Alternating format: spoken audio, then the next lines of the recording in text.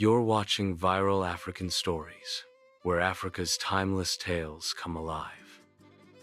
Today, we bring you a powerful story of wisdom and pride, the Lion King's legacy, a viral African story.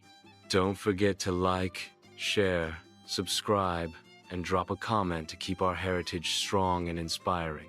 The African savanna stretched endlessly, its golden grasses rippling like waves beneath the rising sun. Birds soared overhead, their cries echoing through the wide blue sky. Beneath the tall acacias and towering baobab trees, life thrived from the smallest meerkat to the mightiest elephant. But at the heart of it all, the lion reigned supreme. And no lion ruled more wisely than Olanho, the ancient king of the savanna. Olanho's mane had turned the color of storm clouds, streaked with silver and shadow. His steps were slower now, but every beast in the kingdom still bowed in his presence. His roar didn't just command silence, it calmed chaos. But even the mightiest trees can shake in a storm. Among the pride, a rift had formed. Two young lions, Tembo and Baraka, once close as brothers, now snarled whenever they crossed paths.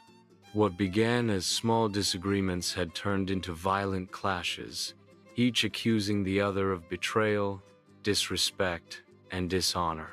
Their feud had spread through the pride like wildfire. Lions took sides. Friendships soured.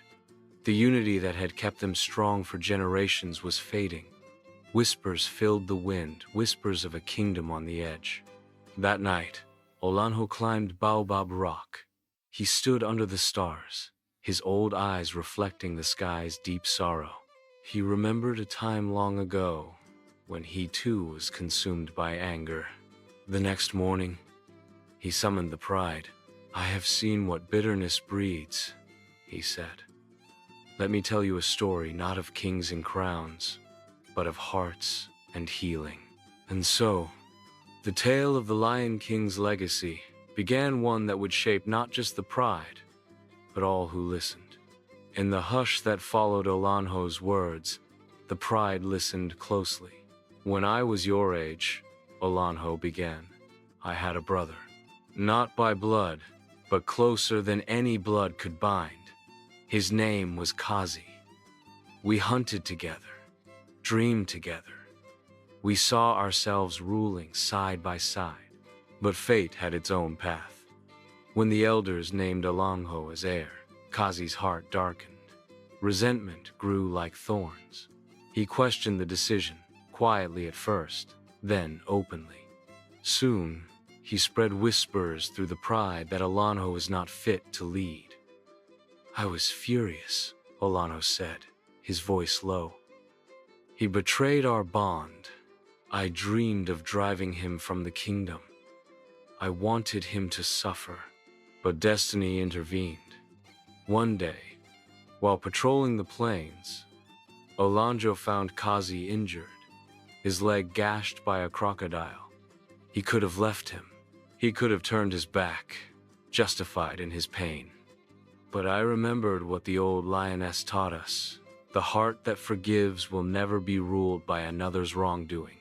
So Olanjo carried Kazi back, tended his wounds, and forgave him. Kazi wept not from pain, but from the shame of what he'd done. He spent the rest of his life in service, proving his loyalty 1,000 times over. He died protecting Olanjo from an ambush. And with his final breath, he whispered, "Thank you for saving me twice." Olanjo turned his gaze to Tembo and Baraka. "Forgiveness does not erase what happened," he said. "It simply refuses to let the pain define you." Tembo and Baraka avoided each other for days, but the story lingered in their hearts like the smell of rain on dry earth. It was Baraka who took the first step. One morning, he found a young cub stuck near the riverbank, trapped in thick mud.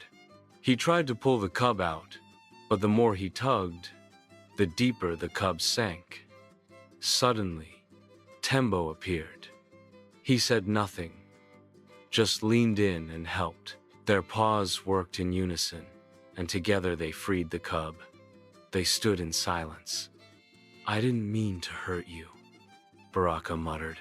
"I didn't know how to stop," Tembo replied. That was all. No grand apologies, no speeches, just honesty. And sometimes, that's more powerful than any roar. Days turned to weeks. They began training younger lions together, guarding the pride's borders. The pride watched in awe, not because the two strongest lions were side by side, but because they had chosen peace.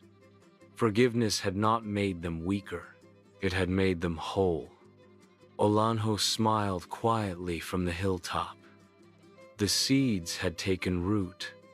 The savanna itself seemed to change. The air felt lighter, the animals less anxious. Even the wind carried a gentler tune. Tembo and Baraka were no longer symbols of division, they had become the guardians of healing. Olanho gathered the pride once more beneath the baobab.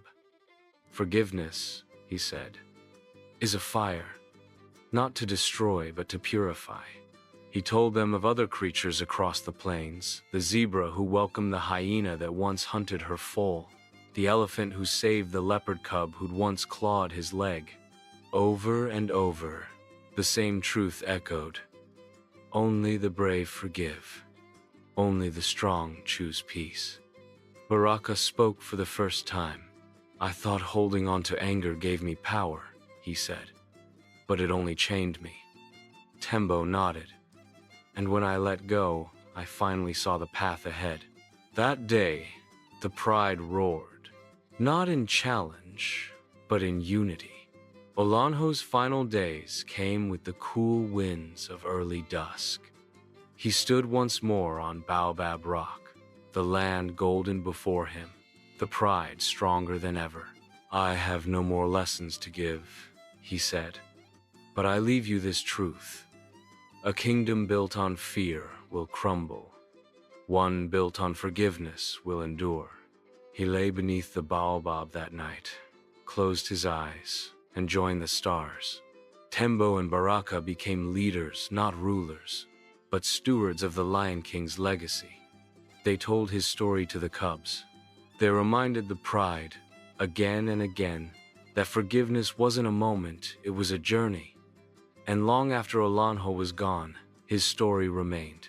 Because in the heart of every lion, every beast, and every listener, his legacy roared.